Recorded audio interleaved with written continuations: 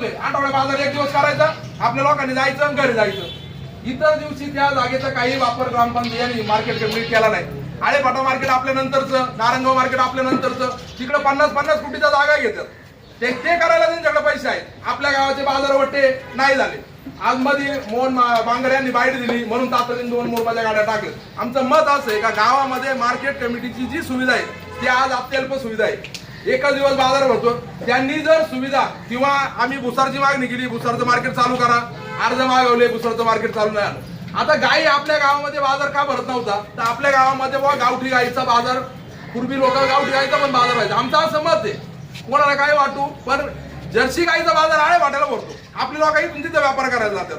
तर तो बाजार जर इथं आला, आपल्याकडे शेड आहे, पाणी हे सगळे, तर तो एक दिवस एक मोठा आपल्या गावामध्ये बाजार चालू होऊ शकतो. जर ह्या गोष्टी काही त्यांनी केल्या नाही तर ग्रामसभेच्या ठरावाने आज असा ठराव तयार करा तर त्यांनी जर एकच दिवस बाजार चालू ठेवला ना तर त्यांना एकच दिवस परवानगी द्या का बाजार चालवायला. कारण गावाने जागा लिहून दिली, त्याचे करार बिरार जे काय असतील ते ग्रामपंचायत दप्तर काढा.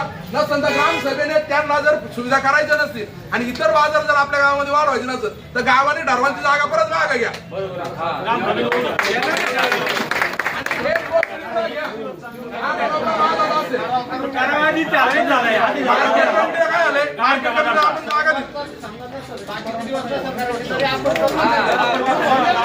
आपल्याला वाटलं मार्केट कमिटी काही करत नाही, उद्या एखादा व्यवसाय आपल्याला गावामध्ये चालू करायचा आहे, 2 दिवस ती जागा लागती, मग आपण त्यांच्याकडे अर्ज द्या, जागा मागा. हे पण सांगितलं आमदार, आपण मार्केट चालू करू ना. आपल्याला उद्या वाटलं भाजीचा निलाव भाजीचं करू, टोमॅटोचं मार्केट करायचं ते करू, कारण आपण आडवं चालल्याशिवाय ते काही करणार नाही. हा एक गावच्या दृष्टीने महत्वाचा विषय आहे. अनेक विषय आहे पण ग्रामसभेमध्ये सगळे विषय होऊन कुठलाही कडीला जात नाही. आता दुसरा